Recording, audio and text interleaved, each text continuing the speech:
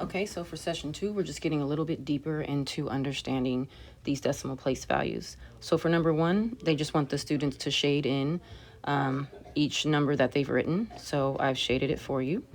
And then for number 2, they want them to write 4 equations that can represent what's happening up here. So for instance, if I take these 300ths and I multiply them by 10. So if I had 10 groups of 300ths, that's going to leave me with 3/10, right? If I had 10 groups of 300ths, it's going to end up being 3/10.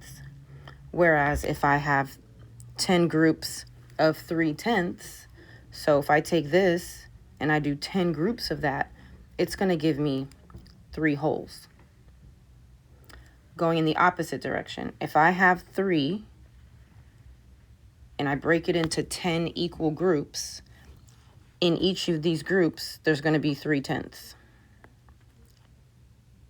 And if I start with 3/10 and I divide it or break it into 10 groups, there's only going to be 300ths in each of those 10 groups. So that's what your equations can look like. Those aren't the only 4, but those are the 4 in the teacher guide. So I just wanted to explain what was happening there. So next, we're adding a layer from session 1. In session 1, we found out that 1/10 of a number is the same as dividing by 10. Well, it's also the same as multiplying by the decimal version, right? So dividing by 10 is the same as multiplying by 1/10 as a fraction, and now we're multiplying the 1/10 as a decimal as well. So down here, we have 300ths is 1/10 of, right? And that's going to be 3/10. And what equation can I write for that? Well, I can just turn this into math. So 300ths means equals 1/10. I can write it as the fraction, but that doesn't make sense because my second number is a decimal, so never mind. So 1/10 of means multiply, and then 3/10. So 300ths is 1/10 of 3/10. Because remember, the 3/10 is bigger. So if I divide it by 10, the number is going to get smaller. And that's why this number, 300ths, is smaller. Okay. For B, they want to know what is 1/10 of 3. 1/10 of 3 is 3/10. And again, to turn it into math, I'm just going to translate.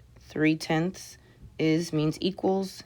1/10 as a decimal is 0.1 of means multiply, and then 3.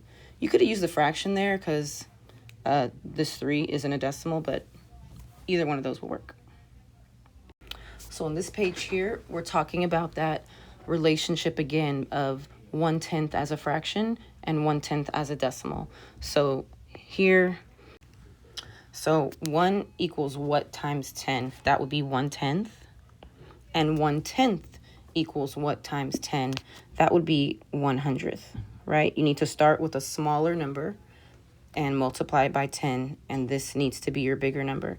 Number 2, the numbers are getting smaller, right? Because we're dividing. So if I start with 1 and I divide it by 10, I'm going to get 1/10. If I start with 1/10 and I divide it by 10, I'm going to get 100th. So here we were multiplying by the decimal, 1/10. And here they just showed it as straight division. So for the next one, we're dividing by 10. If I have 400 and I divide it by 10, it's getting smaller by a power of 10. So it doesn't go to the hundreds place anymore. It's just 40. It stops at the tens place.